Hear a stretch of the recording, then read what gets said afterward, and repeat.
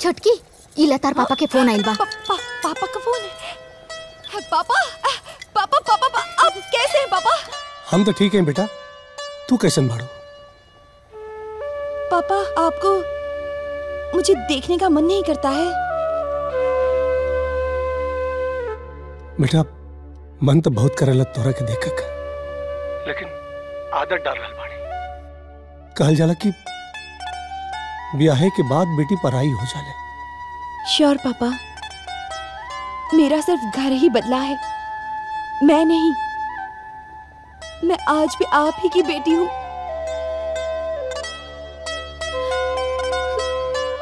अब कब आ रहे हैं पापा? कल। हाँ बेटा कल आ रहल बाड़ी।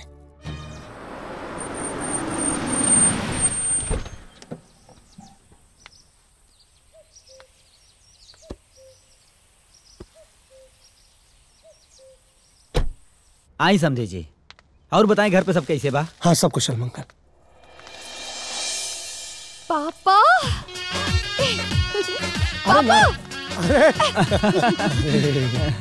बच्चा हमार प्रणाम। अच्छा मम्मी नहीं आई? बेटा हम आ गए नहीं था, मम्मी आज ही हैं? प्रणाम पापा। अरे बेटा और दामाद में कौनो फर्क ना होला, दोनों दिल के करीब रहेंगे। खुश रहा बेटा। पापा आप आराम करिए, हम ऑफिस जाके आते हैं जल्दी से। हाँ बेटा ड्यूटी से होके वापस आओ।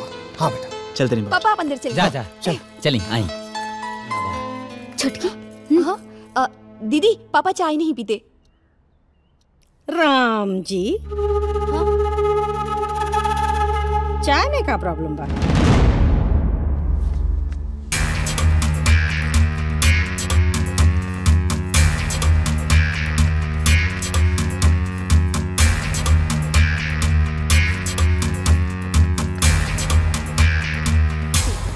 प्रणाम। बैठी। माँ जी पापा कॉफी पीते हैं। हाँ हाँ चाय में क्या प्रॉब्लम बा?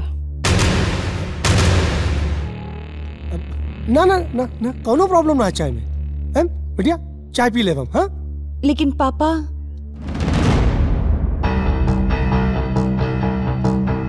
हाँ ला बेटिया चाय दा चाय दा। कौनो समस्या ना चाय। हाँ।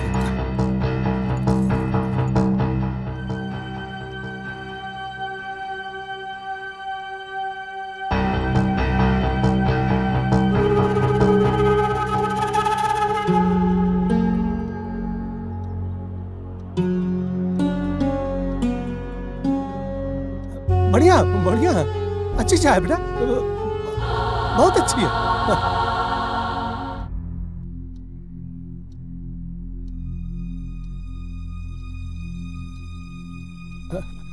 बेटिया तू बोला गेलू कि बैगन हमरा के पसंद नहीं खे। कहे बैगन इंसान के खाए वाली सब्जी ना है का?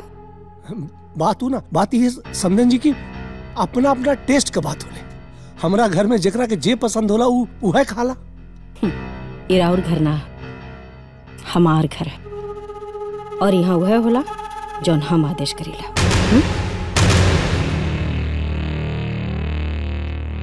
ना मतलब आप हमरा बात के गलत मतलब निकाल लेनी।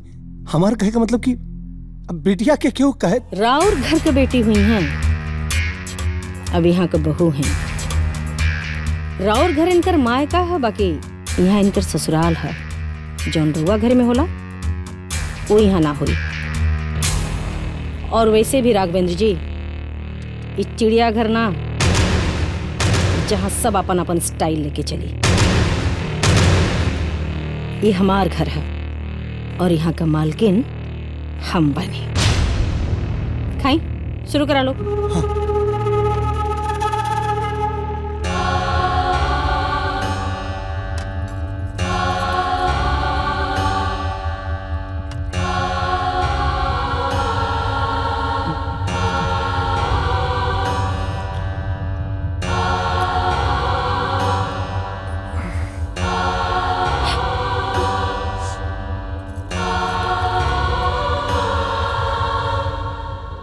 बहुत टेस्टी बैगन बना था। आज तो लगा था कि गलती भइल जे इतना दिन ले बैगन ना खैनी हम, इतना टेस्टी बैगन होला आज पता चल रहा बा। पूरे खा जाई हम हैं? बहुत टेस्टी बनौली बा।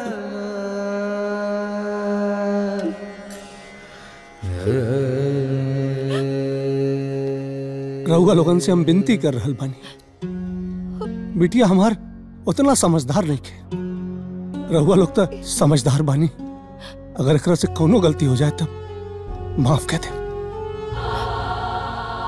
हमरा के आज्ञा दी। जी प्रणाम।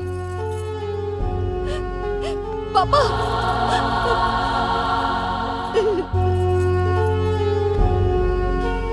खुश रह।